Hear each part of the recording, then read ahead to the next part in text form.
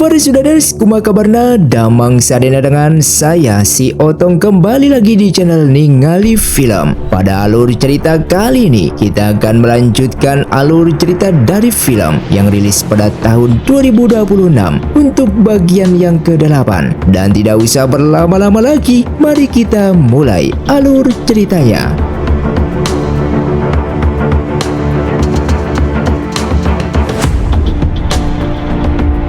Film pun dilanjutkan dengan diperlihatkannya Ki Yun-kei, ketua sekte King Kue yang baru saja mengurung diri latihan tertutup. Suasana sekte terasa tegang karena Yun-kei tampak menyimpan rahasia besar serta luka batin yang mendalam. Istri Yun-kei datang berkunjung di larut malam membawa sup kesehatan sambil membicarakan pernikahan Yuzi dan Lingbao putri mereka. Ia memandang pernikahan ini sebagai rencana matang untuk masa depan sekte King Kue. Namun Yun-kei terlihat enggan. Ia tahu bahwa perasaan tidak bisa dipaksa. Mendengar hal itu, ketegangan semakin memuncak di saat sang istri menuduh Yuzi jatuh cinta pada wanita lain, sama seperti Yun-kei di masa lalu. Sehingga percakapan ini membuat luka lama tentang seorang wanita dari keluarga Chai. Suasana yang tenang berubah menjadi tegang saat sejarah perselingkuhan hati Yun-kei mulai diungkit.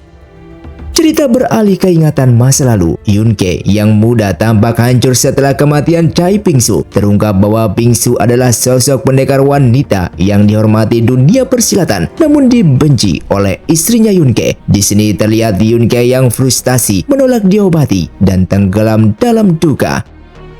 Dalam ingatan itu, terjadi pertengkaran hebat. Sang istri mengakui kebenciannya pada Pingsu. Terjadi dialog kejam di mana sang istri merasa menang karena saingannya telah mati. Sementara Yun-kei menyalahkan dirinya sendiri karena tidak mampu menyelamatkan Pingsu dari pertempuran melawan Ni Hengcheng.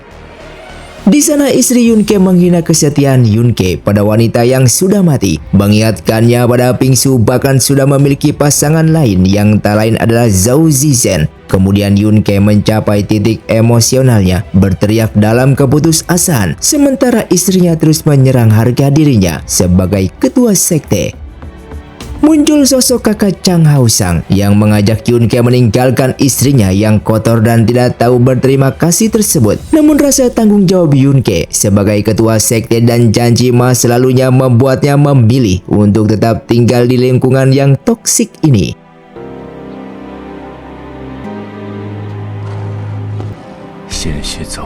Kembali ke masa sekarang, Yun-kei tersadar dari emosinya yang meluap akan membuatnya kekacauan seperti dulu lagi. Ia mencoba meredam kemarahan istrinya dengan bersiap mengalah, namun tetap tegas mengenai pendirian Yuzi yang tidak bisa dipaksa menikah dengan putri mereka. Dengan perdebatan mengenai janji masa lalu kepada ayah dan kakak sang istri, Yun-kei menegaskan bahwa ia menjaga janjinya untuk melindungi istrinya dan membimbing putrinya. Namun sebagai ayah, ia menolak mengorbankan kebahagiaan Lingbao demi perjodohan politik, memicu konflik yang lebih besar di masa depan antara kepentingan sekte dan kebahagiaan pribadi mereka. Sedangkan di sisi lain, terlihat Mu Qingyan yang sedang bermeditasi teknik hati Ziwei namun ia gagal. Di sini ia menyadari ada yang salah dengan pemahamannya tentang filosofi kerisan Mas Giok Ungu dalam teknik tersebut. Secara medis, benda itu hanya obat penenang biasa, namun ia mencium kejanggalan karena mengapa ketua sekte Li, Nie Hengcheng, begitu obsesi terhadap benda tersebut.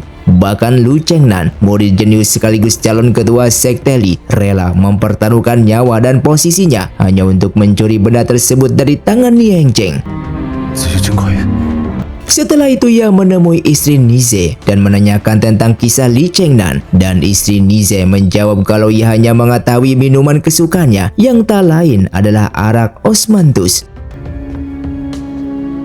Mendengar nama arak tersebut, Mu Qingyan sesaat mengingat ketika pendekar Chang Haoseng pergi ke sebuah makam seorang pendekar dengan menaburkan arak osmanthus ke makam tersebut, sehingga ia menduga jika mendiang yang dikenang pendekar Chang Haoseng saat itu mungkinkah adalah Lu Chengnan. Tak lama kemudian, Guan Yue datang dengan mengabarkan jika Cai Zhao akan menikah dengan Zhao Yuqi, yang membuat Mu Qingyan mendengar kabar tersebut menjadi terkejut.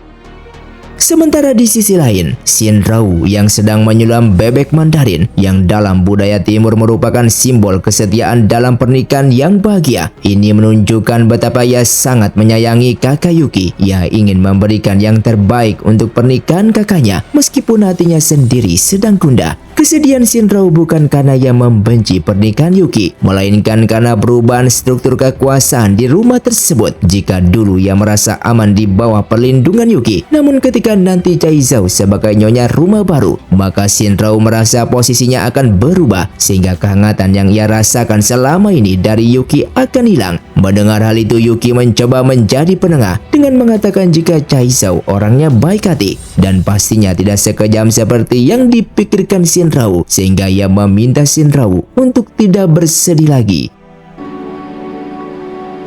Dengan melihat kedekatan Yuki dengan Xin Rao, Cai Zhao pun ingin membatalkan pernikahannya dengan Yuki. Lalu tak lama kemudian seekor merpati datang dengan membawa sebuah surat dari Mu Qingyan dengan mengabarkan bahwa krisan emas diduga dibawa Lu Chengdan ke keluarga Chang. Kasus pembantaian keluarga itu sepertinya juga ada hubungan dengannya. Di keesokan paginya, Yuzi dan Cai Zhao tengah mendiskusikan kejanggalan di balik tragedi benteng keluarga Chang. Mereka mencurigai adanya informasi yang terlewatkan, terutama keterlibatan Lu Chengnan, murid Ni Hengcheng dari sekte Li, yang secara misterius bisa menembus mekanisme pertahanan benteng buatan bibinya Cai Zhao, Cai Pingsu. Kecurigaan ini mengarah pada dugaan adanya lorong atau ruang rahasia yang belum terdeteksi saat penyelidikan awal. Untuk menyelidiki lebih lanjut tanpa menimbulkan kecurigaan, mereka menggunakan alasan ziarah peringatan kematian pendekar Chang, Paman Hao Seng, agar diizinkan oleh guru mereka pergi ke benteng tersebut. Singkatnya, Yuzi dan Cai Zhao akhirnya berpamitan untuk pergi berziarah ke makam pendekar Chang. Sang guru memberikan bekal berupa uang dan perhiasan untuk Cai Zhao, serta menitipkan pesan agar Yuzi menjaga Cai Zhao dengan baik selama perjalanan puluhan kilometer tersebut. Di saat mereka hendak berangkat, suasana yang semula tenang berubah menjadi ramai. Murid-murid lain seperti Ling Bao, Yuki, Xin Rao, dan lainnya tiba-tiba muncul membawa bungkusan masing-masing. Mereka memberikan berbagai alasan agar bisa ikut serta ke makam pendekar Chang, Paman Hao Seng. Dengan melihat antusiasme para muridnya, sang guru akhirnya luluh. Meski sempat menganggap mereka cerewet, ia mengizinkan mereka pergi bersama demi memanfaatkan masa muda dan menambah pengetahuan mereka. Di tengah jalan, Xin Rao yang terkena flu membuat Zhao Yuki panik sehingga ia berencana untuk membawanya ke seorang tabib, dan setelah itu mereka pun akan bergabung kembali. Ketika mereka sampai di depan gerbang, ternyata Mu Qingyan sudah ada di sana. Para murid yang melihat wajah Mu Qingyan adalah Chang Ning. Seketika mereka pun terkejut dan baru menyadari jika selama ini Mu Qingyan telah menyusup ke sekte King Kue sebagai identitas Chang Ning. Meski suasana memanas dan tantangan bertarung sudah dilontarkan, Mu Qingyan memilih untuk menarik diri. Mereka memutuskan untuk pergi demi menghindari pertumpahan darah yang tidak perlu, meninggalkan tanda tanya besar tentang hubungan masa lalu antara Mu Qingyan ini dengan keluarga Chang. Di malam harinya, mereka pun tiba di penginapan Wuan untuk beristirahat. Namun muncul perselisihan internal bahwa Cai Zhao dituduh sengaja melepaskan Mu Qingyan, sehingga Ling Bao mencurigai adanya konspirasi lama antara Cai Zhao dan pihak lawan. Karena masa lalu Cai Zhao dan Chang Ning dulunya sangat dekat dan sering menghabiskan waktu bersama. Di sana Yuzi mencoba membela Cai Zhao dengan alasan bahwa Chang Ning adalah penipu. Bahkan Yuzi juga menyalahkan Ling Bao karena dulu sering menindas Chang Ning yang memaksa Cai Zhao harus terus melindunginya. Tidak hanya itu, Yuzi juga menjelaskan bahwa dua pengawal Mu Qingyan tadi memiliki posisi berdiri yang menutupi celah serangan, sehingga mereka mustahil menang jika bertarung. Ling Bao yang merasa tidak puas dan marah akhirnya pergi meninggalkan percakapan karena merasa pendapatnya tidak didengar. Dan ketika masuk ke dalam penginapan tersebut, ternyata Mu Qingyan sudah ada di dalam kamarnya, yang membuat Cai Zhao begitu terkejut. 这里是5万镇唯一的。 Cai Zhao yang sudah berpergian seharian, Mu Qingyan lalu menyediakan sup kesukaannya yang baru saja matang, yang membuat Cai Zhao begitu senang karena ia kembali memakan sup buatannya Mu Qingyan. Sementara Sang Guan dan Guan Yue sedang memandang mereka dari arah luar sambil bertanya-tanya apakah mereka sedang bertarung ataukah sedang reuni setelah lama tidak bertemu.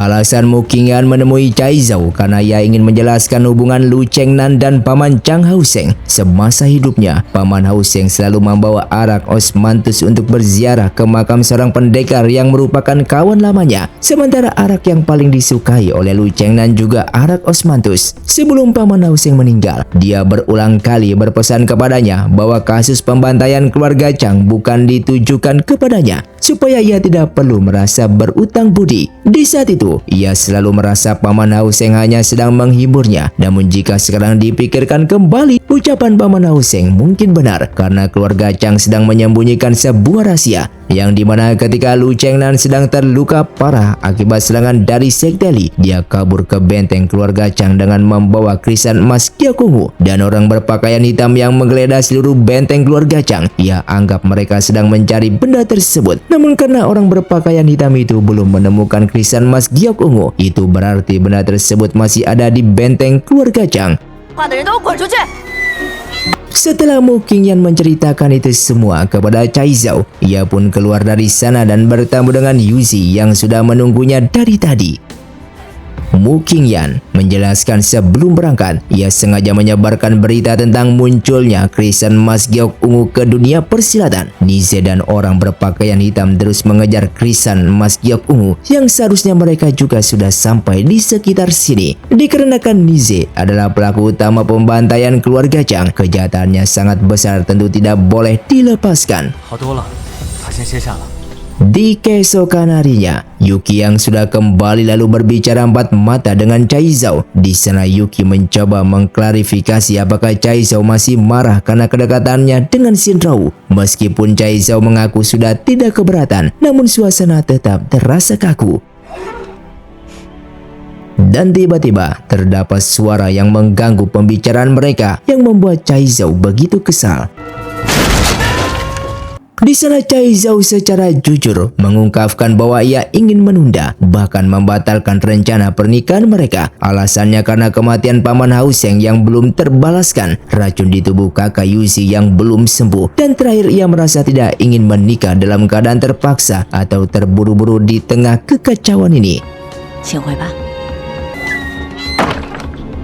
Setelah Yuki pergi dari sana, muncul Mu Qingyan yang dari tadi telah mengganggu pembicaraan mereka. Di hadapan Cai Zhao, ia bersumpah selama ia ada, Cai Zhao tidak akan pernah bisa menikah dengan siapapun.